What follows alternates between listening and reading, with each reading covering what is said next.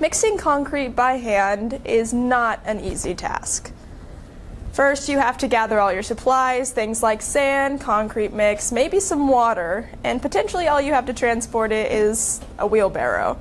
And maybe you have to walk upwards of half a mile to get any of these materials and then bring them back that half a mile to put them in a central location. And then you probably only have a shovel and maybe a pickaxe to mix all this concrete, and you have to start from the outside mixing in or the water will pour out and you have to start over.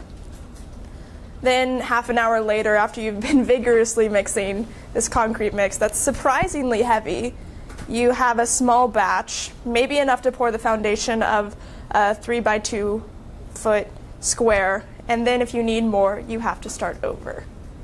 Now I know you're all wondering where I've got to be going with that. How does a teenage girl from the heart of Frisco, Texas know the first thing about mixing concrete, and how is that even relevant or important to what she's been studying this year? Well, that's easy to answer. That was a personal recount of one of the experiences I had a couple years ago when I was visiting the Dominican Republic. And I spent a week building latrines for the people there. And better yet, in a metaphorical sense, while I was mixing that concrete, I was also fundamentally changing who I was as a person and how I viewed life and people.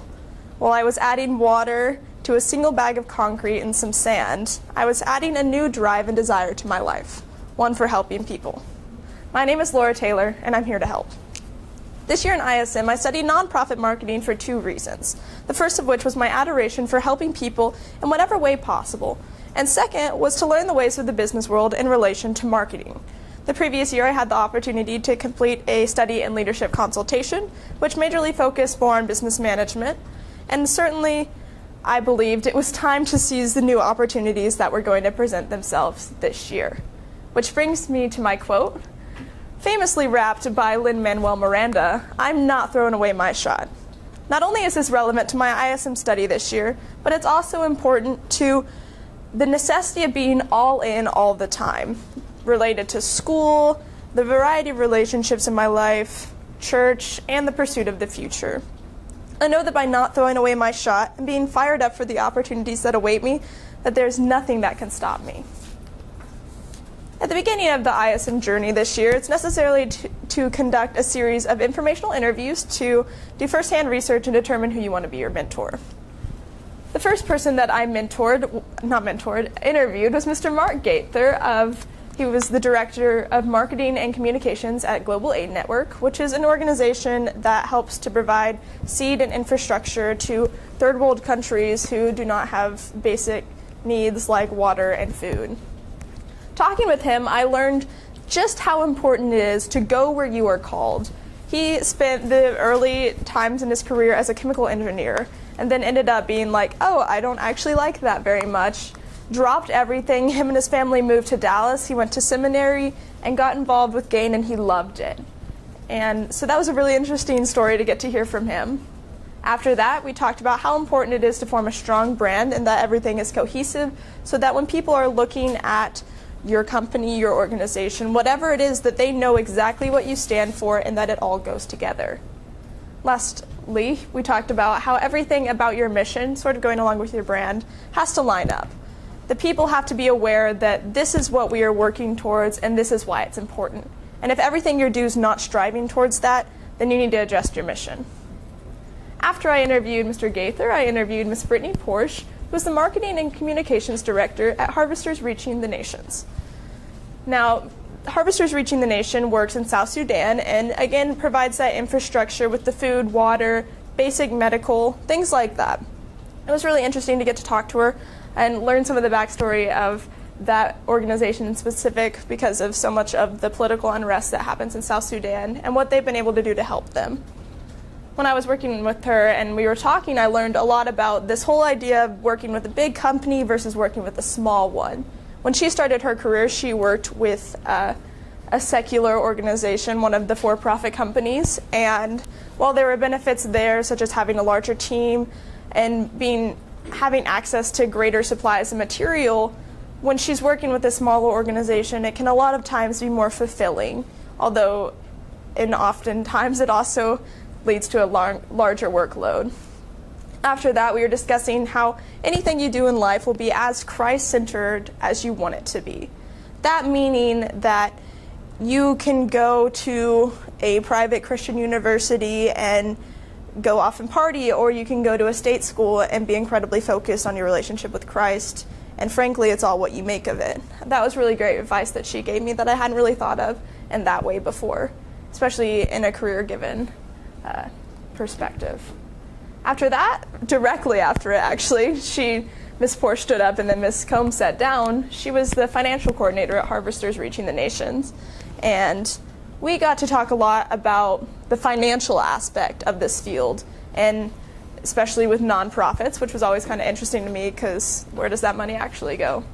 And her main point was that it's so absolutely necessary to be above reproach, meaning that when you are dealing with the finances, particularly in a church, nonprofit, or organization of that sort of means, it's so absolutely important to make sure that whatever you do in no way can come back to bite you. Because if you are dealing with finances in a church and the money goes missing or something's not put where it's supposed to be, then you're the one that gets in trouble and that church loses reputation, which is super negative in terms of continuing on the mission.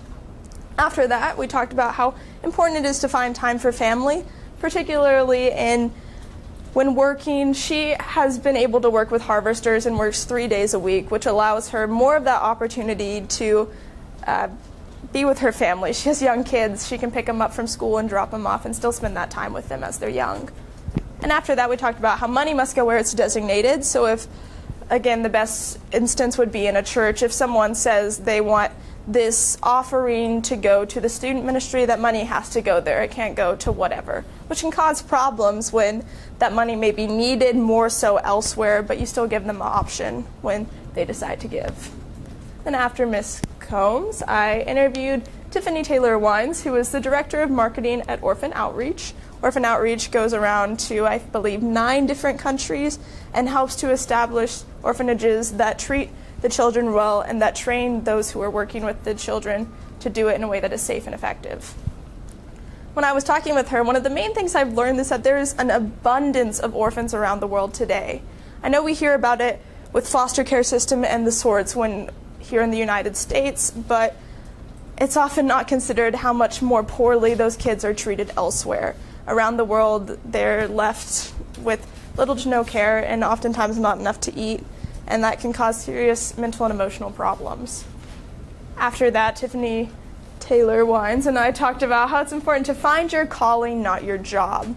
She also worked in the she worked in the oil industry for a number of years before she got into the nonprofit world, and she described it as the pits of the earth, that it was just the absolute worst corruption and desolation, and how getting into working with orphan outreach, something she found when she herself and her husband adopted 2 little kids from Russia, she realized that's what she was passionate about, and she loves the work she does there. She really impressed on me how important it is to find that, whatever it may be for myself and for all of you.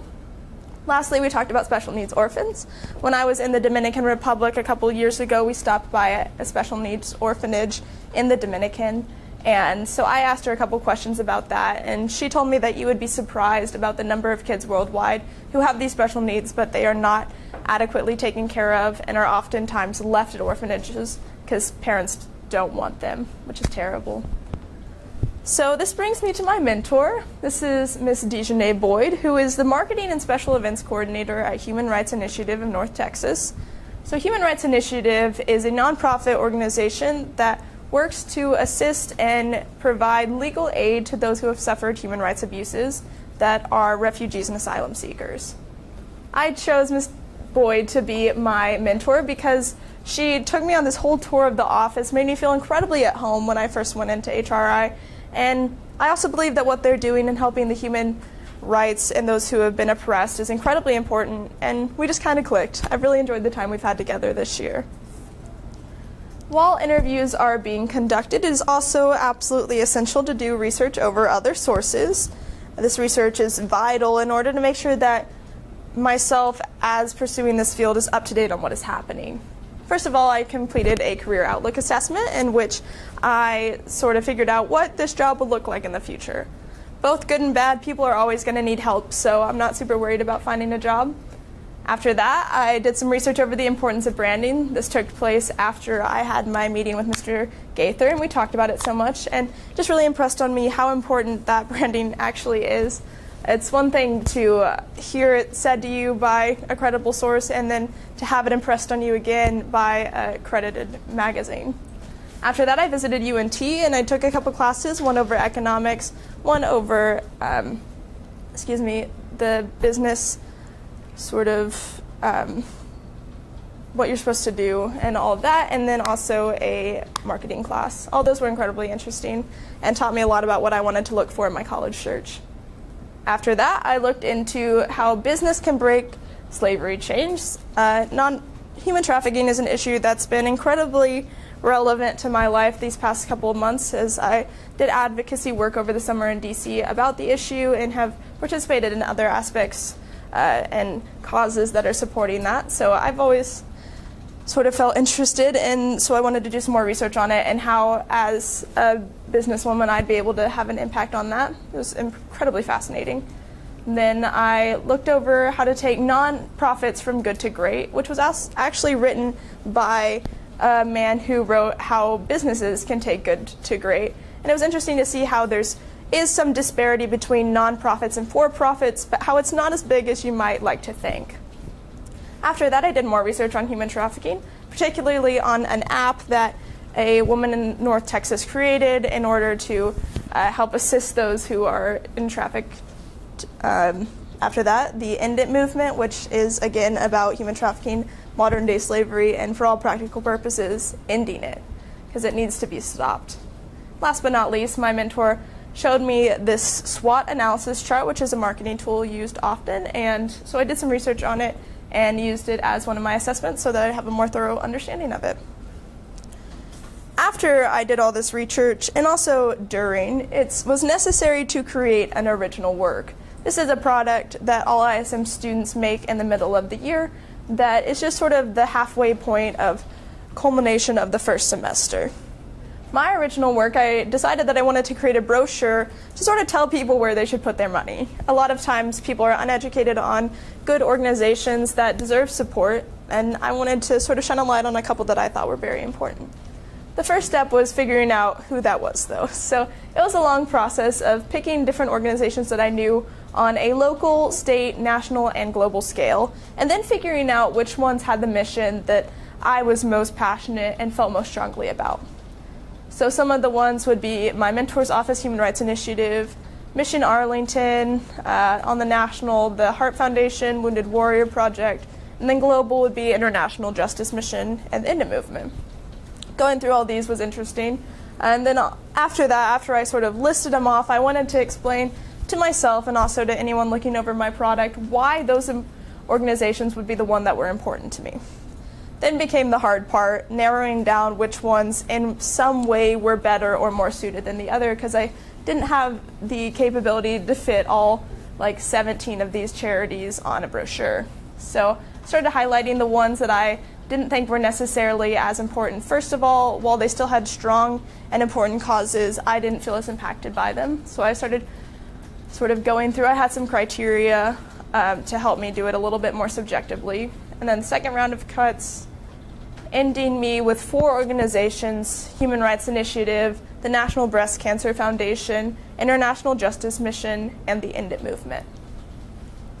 Then I culminated all the information I did. I did a lot of other research and put it on a brochure that allowed me to sort of have a good time with the graphic design, which was actually a lot of fun, and sort of see what it would look like to make one of those in real life. So this is my brochure. On the left side, you can see the End It movement, which was one of the ones I talked about, and some facts about it. And then on the back is the other 3 organizations that I focused on, and some of the main points about them, such as IJM's stance that violence is what makes poverty, which is a TED Talk that I encourage you guys to check out from Gary Hagen, who is the CEO of International Justice Mission. Following and through the process of creating this original work, I had the opportunity to shadow Miss Dejanay Boyd, which has been a phenomenal experience. I love what HRI is doing and helping the people in the North Texas area who have suffered these abuses and need help. And one of the main things that HRI does that I really love, and the best example I can give, is if a woman comes into the United States on a green card and that marriage turns abusive, then HRI allows her to get out of that marriage while still maintaining her civilian status, which is so important and amazing to be able to do and to be a part of. So I've done things like fixed a bulletin board, I've created flyers, brochures, social media posts, and the things that I'm creating, my mentor actually uses and puts out, which is such a cool experience to be a high schooler and have things being put out by an actual nonprofit. Over the next couple weeks, I am helping out with the creation of a 5K run, which is taking place on May the 12th. You guys should all come check it out. It'll be a fun run, and all the proceeds will go to Human Rights Initiative.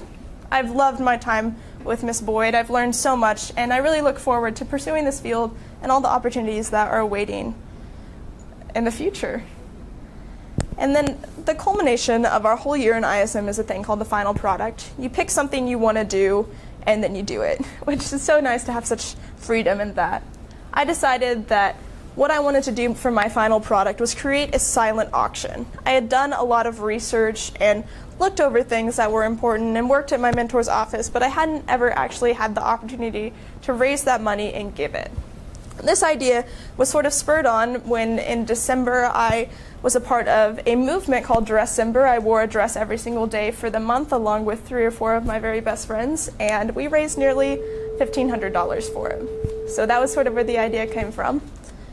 The platform that I used is called Bidding Owl. It's a great resource where you can put on different items that you want to auction off. It's all online, and then it made it super easy on me. It's a nice platform. I've enjoyed using it. I would recommend it if you're looking for something of the sort. The first part of this silent auction, after deciding that that's what I wanted to do, was to gather sponsorship, which is a longer process than I thought it would be. You have to find organizations that you think are going to be willing to donate. You have to find maybe a big ticket item or two. You have to find things that people are going to be willing to buy, but people are also going to be willing to donate. That's a fine line. And so I had things ranging from nothing but cakes to an escape room pass to, this was the biggest ticket item, a signed football from the 2016 Super Bowl winning Patriots. And that was super fascinating and cool to have that connection. My mom works with a lady whose daughter is married to one of the defensive ends on the Patriots. So you just pull a couple of strings. Oftentimes it's more who you know than what you do. So that was really fun. I learned through that sponsorship gathering. I've been raised my whole entire life taught not to ask people for money. So that was a very interesting sort of shift in mindset of asking people to donate things for a cause that I felt strongly about, even though that's not really something I'd ever done. But I think it taught me a lot about what you have to do to be effective in that. After I started gathering sponsorships, it was also important to create social media pages, Facebook, Twitter, Instagram, to put out information about my auction, when it was happening, why it was important. And I'm not super great at social media, so I've had to learn how to sort of do that as well. There are different websites that allow you to schedule posts, which are really nice, because then it's not like, oh, I have to remember to post today. You just have it all planned out. And then this is where I'm going to talk about how successful my product was and how much money I raised, but I haven't started the auction yet. It starts next week on May the 1st. But overall, one of the main things I learned is not only that gathering sponsorships isn't as easy as I thought, but that's also important to use the resources that you have at hand. The people that you know and the people that those people know can be massive resources in terms of making a successful product. And I really love putting on this auction. The whole ability to raise money for a cause that I'm passionate about is just fascinating. And as I talked about in my original work, International Justice Mission was who was receiving this money and was absolutely a worthy cause. I feel so passionate about their mission, what they're doing, and this whole plan to stop human trafficking by targeting that main source of violence where oftentimes it stems from. And I didn't really expect going into the senior year to be doing a product like this. As many people know, as you approach that end of the year, a little thing called senioritis starts kicking in. And so it was good to know that I cared enough about this that didn't really matter so much. I still love doing my ISM work. C.S. Lewis once said that the future is something which everyone reaches at a rate of 60 minutes an hour, whatever he does, whoever he is. This year in ISM, I learned so much, and that wouldn't have been possible without all the people that were there to support me. My mentor, Miss Boyd, helped me so much in everything she did in teaching me and allowing me to watch her work on her computer where she was making brochures and different things. I love the opportunity to shadow her, and I'm looking forward to these next couple weeks as I getting to go down to HRI. Gotta thank Coach Goff for being a second mom, for always helping us out when we're driving down to Dallas and don't know where we're going, or we drive to the wrong place. And she's always there to show us grace and help us out whenever we need it. And I know we're all super grateful for that. And then, of course, my family and friends. I think I would go crazy without the support that they constantly provide. I don't know what I would do without them. And probably some teachers, everyone, just, it's been a phenomenal year, and I wouldn't have been able to say that if it wasn't for all the people involved. So thank you. I know that I'm a better person because of this experience in ISM this year. I'm so excited to figure out how this experience in ISM is going to impact me in the future as I attend the University of Arkansas in the fall and study international business, particularly with an emphasis on nonprofit work. Until then, however, every morning starts a new day full of new opportunities and realities. 24 hours is more than enough time to change the world. So let's get started. Thank you.